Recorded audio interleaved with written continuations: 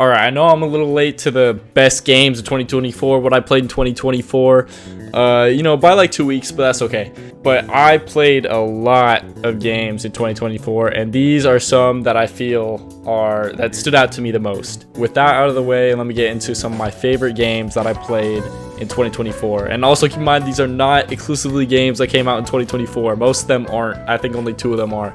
But let's get into it. A Short Hike is easily the shortest game I've ever played, and in spite of that, it still remains impactful and memorable. What initially drew me in was the aesthetic, and I mean the look of it all. It looks like a bright version of Animal Crossing Wild World, for crying out loud.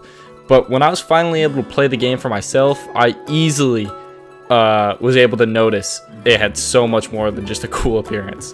Apart from all the subtle details and flourishes in the world, A Short Hike is just straight up fun, man.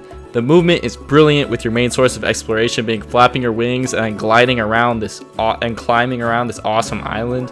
And exploring the world feels so alive, and this is thanks to the help of a lot of amazing characters and genuinely quippy and fun to read dialogue. There's a guy who buys up all the power-ups, all the feathers, trying to pay for college by scamming you out of them and upselling them. There's a kid who just wants to ride his dad's boat, so you ask his dad for the boat, and then you take him boating. It's just dope, and all these moments are so amazing. I really don't want to spoil any more because it is a short game, but I promise you there are a lot, and I mean they're just so dope to discover on your own. And the progression system being almost entirely tied to your stamina and your ability to explore the world is also a stroke of genius, because all this side content feels like it gives a very useful and fun reward that changes gameplay in a pretty big way. Also, all these items are fucking awesome, man. You get a ton of items, and it allows you to just engage the world in just a lot of different ways.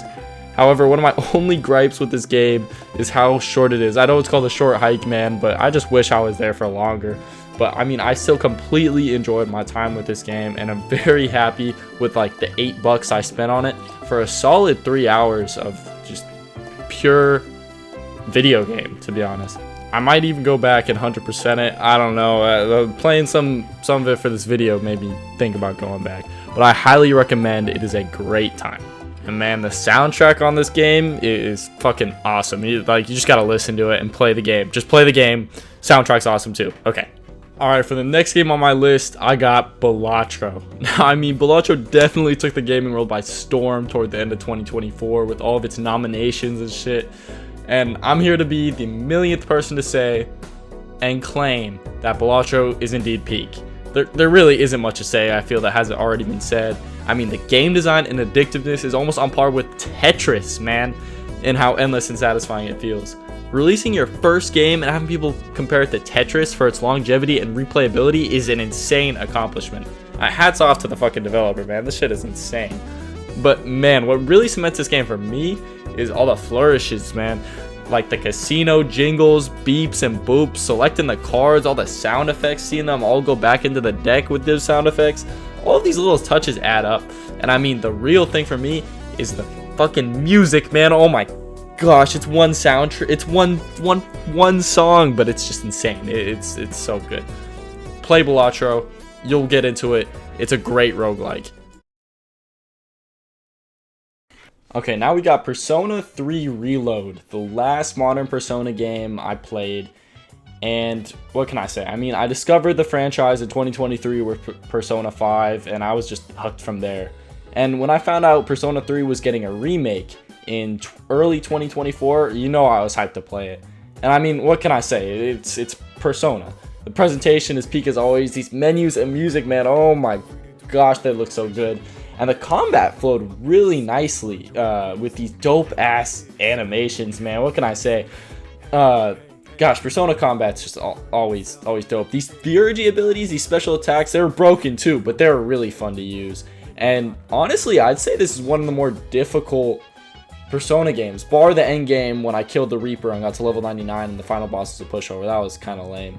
Oh, also, I haven't played the DLC because $40 is freaking ridiculous for a game that they should have been complete, and it doesn't even have all the aspects of... Oh man, I get into that. A bunch of other people have gotten into that. But, fuck, man. Where was I? Oh yeah, okay, so combat's peak, and I mean, on a graphical standpoint, this is definitely one of Atlus's best looking games. Some of the reflections on the floors and the the bosses, man, they look amazing. Some of these settings look really nice too, with the lighting and everything. And it's also nice knowing that all of the 3 modern Persona games have a very different feel from one another, with distinct stories. And I mean, I think P3 is the biggest outlier in the story department, man. Additionally, I think this goes without saying, but the characters in this game are awesome. I wouldn't say they were on the level of Persona 5, Persona 4. I mean, some of them definitely were, some of them went above. But overall, I mean, they were still dope. Especially Junpei and Aegis, they were dope. And there was a lot more like side social links that weren't the party. A lot of your party wasn't social links that would progress throughout the story. But one of my favorite other social links was the monk dude and the track and field dog, the first one. The other one, Hayase, he's alright. But Persona 3's peak, I would say still start with Persona 5. Now, in 2024, I finally got around to my first experience with Final Fantasy. And I can say it was conflicting as hell, man. On one side, the combat, aesthetic, music, and world, they were all just peak. I mean, come on, look at Cloud, bro.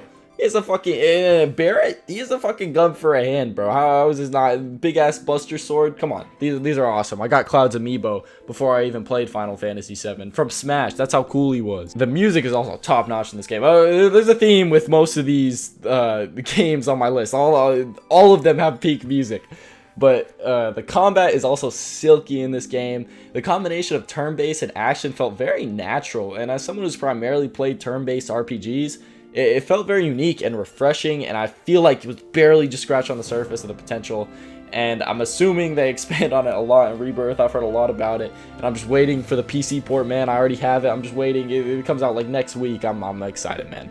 But apart from all the awesome stuff, damn, bro, this game has so many slow ass and filler BS parts, bro.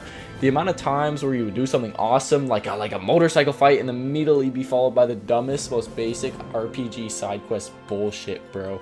Also, the platforming is just pressing down one button the entire time on this stilted ass, slow ass character movement. It's just so bad.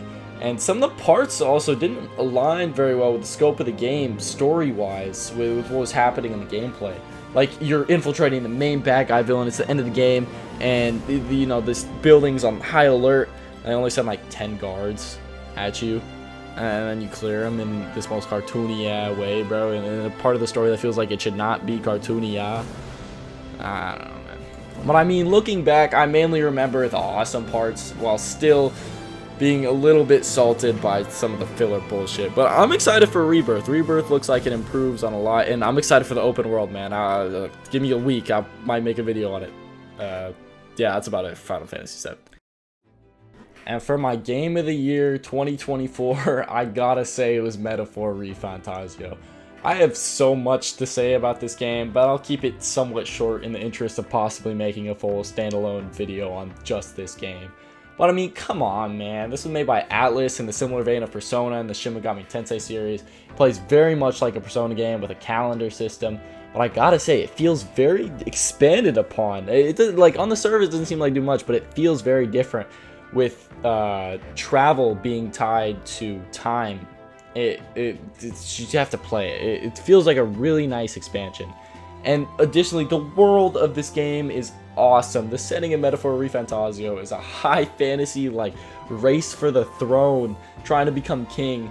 And you travel across this giant-ass country, going through all these different cities full of all these different cultures and races of people. Metaphor ReFantazio really made me feel like I was on a grand, epic journey throughout the kingdom of Uchronia, meeting new people and party members, all of different backgrounds and cultures, and recruiting them to my cause to become freaking king, dude.